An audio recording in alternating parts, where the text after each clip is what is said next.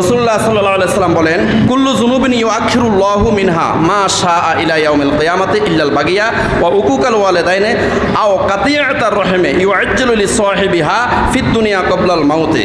ইমাম বুখারীর আদাবুল মুফরাদের 594 নম্বর হাদিস। রাসূলুল্লাহ সাল্লাল্লাহু আলাইহি ওয়াসাল্লাম বলেন, কুল্লু যুনুবিন ইউআখিরুল্লাহু মিনহা মা শাআ ইলা ইয়াউমিল কিয়ামাতি। আল্লাহ পাক রব্বুল আলামিন অন্যান্য সকল গুনাহের যে শাস্তি, এটা কিয়ামতের জন্য অপেক্ষা করে থাকেন।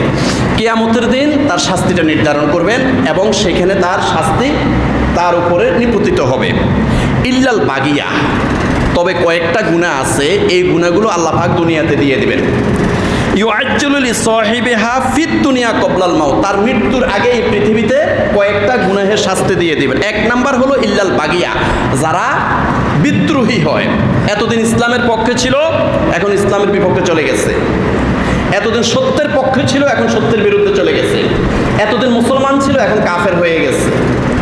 এতদিন আল্লাহ এবং আল্লাহর রাসূলের পক্ষে ছিল, এখন সে বিদ্রোহী হয়ে গেছে।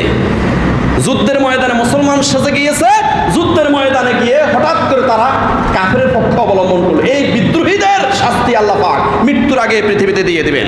ওয়া উকুকাল ওয়ালিদাইন, দুই নাম্বার হলো যারা পিতামাতার অবাধ্য, যারা পিতামাতার সাথে খারাপ আচরণ করেছে, এদের শাস্তিটা আল্লাহ পাক মৃত্যুর আগে পৃথিবীতে দিয়ে দিবেন। আও কাতিয়াতার রাহমে, এবং যারা আত্মীয়তার সম্পর্ক বিচ্ছিন্ন করে, তাদের শাস্তিটা আল্লাহ পাক সুবহানাহু ওয়া তাআলা মৃত্যুর আগেই এই পৃথিবীতে দিয়ে দিবেন। এটা হলো আদাবুল মুফরাদের 594 পৃষ্ঠার হাদিস। ইউআজ্জিলু লিসাহিবিহা ফিদ দুনিয়া ক্বাবলাল মাউত, মৃত্যুর আগে তাদেরকে এই শাস্তিটা দিয়ে দিবেন। আল্লাহ পাক আমাদেরকে হেফাজত করে বলেন আমিন।